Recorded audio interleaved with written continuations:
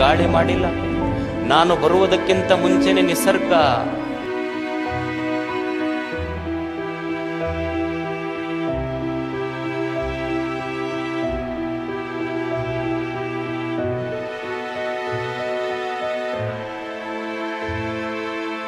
ಮೌನಕ್ಕೆ ಜಾರಿದ ಕೊಪ್ಪಳದ ನಡೆದಾಡುವ ದೇವರು. ಕೋಟ್ಯಾಂತರ ಭಕ್ತರ ನೆಚ್ಚಿನ ಗುರುವಿಗೆ ಇದೆಂತ ಸಂಕಟ. ಕೊಪ್ಪಳದ ಗವಿಸಿದ್ದೇಶ್ವರ ಶ್ರೀಗಳು ಅಂದ್ರೆ ಎಂತವರಿಗೂ ಅಚ್ಚುಮೆಚ್ಚು. ಉತ್ತಮ ವಾಗ್ಮಿ, ಸಂತನೆಂದರೆ ಹೀಗಿರಬೇಕು ಅಂತ ತೋರಿಸಿಕೊಟ್ಟವರು. ತುಮಕೂರಿನ ಸಿದ್ಧಗಂಗಾ ಶ್ರೀ, ಬೆಳಗಾವಿಯ ಸಿದ್ದೇಶ್ವರ ಶ್ರೀಗಳನ್ನ ಬಿಟ್ರೆ ಅವರ ಸಾಲಿಗೆ ನಿಲ್ಲುವಂತ ಗುರು ಎಂದ್ರೆ ಅವರೇ ಕೊಪ್ಪಳದ ಗವಿಸಿದ್ದೇಶ್ವರ ಶ್ರೀಗಳು. ದೇವನು ಕೊಟ್ಟ ಪ್ರಸಾದ ಈ ಬದುಕು. ಯಾವುದೇ ಪ್ರಚಾರ ಬಯಸದೆ, ರಾಜಕಾರಣ ಮಾಡದೆ ವಿದ್ಯಾರ್ಥಿಗಳ, ಬಡವರ ಸೇವೆಗೆ ನಿಂತಿರುವ ಭೂಮಿಗೆ ಬಂದ ಸಾಕ್ಷಾತ್ ಭಗವಂತ ಅಂತಾನೆ ಇವರನ್ನ ಕರೆಯುತ್ತಾರೆ. ಈಗಿನ ಕಾಲದಲ್ಲಿ ಕಾವಿ ಧರಿಸಿ ನಡೆ ನುಡಿ ಆಚಾರ ವಿಚಾರ ಶುದ್ಧ ಇಲ್ಲದವರು ಗಳಿಕೆ ರಾಜಕೀಯದಲ್ಲಿ ತೊಡಗಿದ್ರೆ, ಈ ಸಂತ ಮಾತ್ರ ಜ್ಞಾನದ ಜೋಳಿಗೆಯಲ್ಲಿ ಸಮಾಜ ಉತ್ತರಿಸುತ್ತಾ ಹೊರಟಿದ್ದಾರೆ.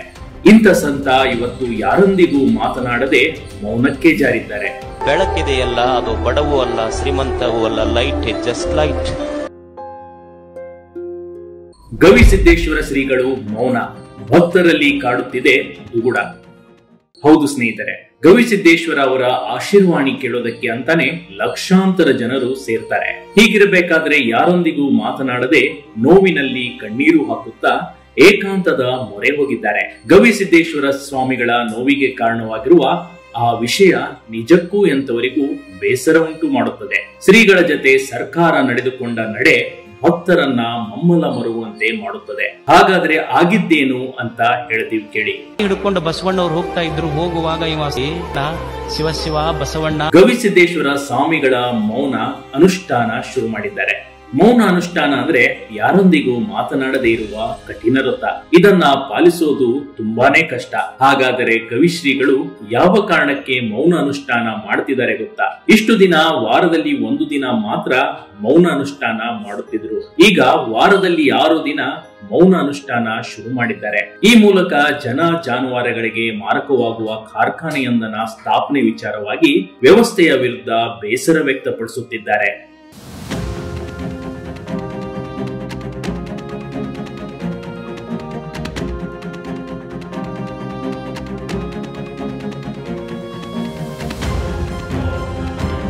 ಶ್ರೀಗಳ ಬೇಸರಕ್ಕೆ ಕಾರಣವಾಯಿತು ಬಲ್ದೋಟ ಉಕ್ಕಿನ ಕಾರ್ಖಾನೆ. ರಾಜ್ಯದ ಅತಿ ದೊಡ್ಡ ಉಕ್ಕಿನ ಕಾರ್ಖಾನೆ ಜನ ಜಾನುವಾರುಗಳಿಗೆ ಮಾರಕ. ಕೊಪ್ಪಳ ಜಿಲ್ಲೆಯಲ್ಲಿ ಬಲ್ದೋಟ ಸಮೂಹ ಸಂಸ್ಥೆ ಸುಮಾರು 54,000 ಕೋಟಿ ವೆಚ್ಚದಲ್ಲಿ 1.50 ಕೋಟಿ ಟನ್ ಉತ್ಪಾದನಾ ಸಾಮರ್ಥ್ಯದ ಉಕ್ಕಿನ ಕಾರ್ಖಾನೆ ಸ್ಥಾಪನೆಗೆ ಮುಂದಾಗಿದೆ.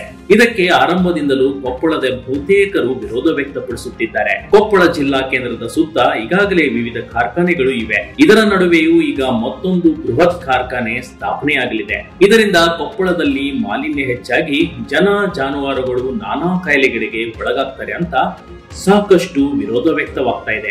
ಈ ವಿಷಯದಲ್ಲಿ ಸ್ವತಃ ಗವಿಸಿದ್ದೇಶ್ವರ ಶ್ರೀಗಳು ಹೋರಾಟ ನಡೆಸುತ್ತಿದ್ದಾರೆ. ಇದರ ಪರಿಣಾಮ ಸಿಎಂ ಜಿಲ್ಲಾಧಿಕಾರಿಗಳಿಗೆ ಫೋನ್ ಮೂಲಕ ಸ್ಥಗಿತ ಮಾಡುವಂತೆ ಹೇಳಿದ್ರಂತೆ. ಆದರೆ ಇಲ್ಲಿವರೆಗೂ ಯಾವುದೇ ಲಿಖಿತ ರೂಪದಲ್ಲಿ ಸ್ಥಗಿತ ಮಾಡುವ ಸೂಚನೆ ನೀಡಿರಲಿಲ್ಲ. ಕೊಪ್ಪಳದ ಜನಪ್ರತಿನಿಧಿಗಳು ಅಧಿಕಾರಿಗಳ ನಡೆ ಗವಿಸಿದ್ದೇಶ್ವರ ಶ್ರೀಗಳಿಗೆ ಬೇಸರ ತರಿಸಿದೆ. ಹೀಗಾಗಿಯೇ ಸ್ವಾಮೀಜಿ ವಾರದ 6 ದಿನಗಳ ಕಾಲ ಮೌನ ಅನುಷ್ಠಾನ ಮೊರೆ ಹೋಗಿದ್ದಾರೆ.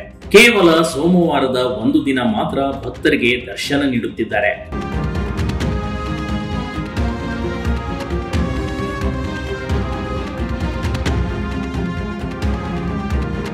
ಇಷ್ಟು ದಿನ ಕಾರ್ಖಾನೆ ಬಂದ್ ಆಗಬಹುದು ಅಂತ ಅಂದುಕೊಂಡಿದ್ದ ಗವಿಸಿದ್ದೇಶ್ವರ ಶ್ರೀಗಳಿಗೆ ಆಘಾತವಾಗಿದೆ. ಜನಪ್ರತಿನಿಧಿಗಳು ಹೋರಾಟದಲ್ಲಿ ಭಾಗಿಯಾಗಿ ಕಣ್ಣೀರು ಒರೆಸುವ ಕೆಲಸ ಮಾಡಿದ್ರ, ಮನವಿ ಮಾಡಿಕೊಂಡಿದ್ದು ಸಿಎಂ ಬಳಿ ಹೋಗಿ ಹೇಳಿದ್ದು ಎಲ್ಲವೂ ಸುಳ್ಳಾಯಿತು ಅಂತ ಮೌನ ಅನುಷ್ಠಾನಕ್ಕೆ ಮುಂದಾಗಿದ್ದಾರೆ. ಆದರೆ ಶ್ರೀಗಳ ಒಂದು ಆಶೀರ್ವಾಣಿ ಕೇಳೋದಕ್ಕೆ ಕೋಟ್ಯಾಂತರ ಭಕ್ತರ ಜೀವನ ಬದಲಿಸುತ್ತದೆ. ಇವರ ಅಪಾರ ಅಭಿಮಾನಿಗಳಿದ್ದಾರೆ. ಹೀಗಿರಬೇಕಾದ್ರೆ ಶ್ರೀಗಳ ಈ ರೀತಿ ನೋವನ್ನ ಅನುಭವಿಸುತ್ತಿರುವ ವಿಷಯ ಭಕ್ತರಿಗೆ ಸಹಿಸಿಕೊಳ್ಳಲು ಆಗ್ತಿಲ್ಲ. ಜನರ ಅಭಿಪ್ರಾಯ ಆಲಿಸದೆ ವಿರೋಧದ ನಡುವೆಯೂ ಕಾರ್ಖಾನೆ ತೆರೆಯಲು ಸರ್ಕಾರ ಪರೋಕ್ಷ ಕುಮ್ಮಕ್ಕು ನೀಡುತ್ತಿದೆ. ಸದ್ಯಕ್ಕೆ ಗವಿಸಿದ್ದೇಶ್ವರಗಳ ಮೌನ ಬಲ್ದೋಟ ಹೋರಾಟಕ್ಕೆ ಮತ್ತಷ್ಟು ಬಲ ತಂದುಕೊಡಲಿದೆ. ರಾಜಕೀಯ ಮತ್ತು ದೈವಿಕ ಸಂಘರ್ಷ ಎಲ್ಲಿಗೆ ತಲುಪಲಿದೆ ಅನ್ನೋದು ಕಾದು ನೋಡಬೇಕಾಗಿದೆ. Special desk big TV Karnataka.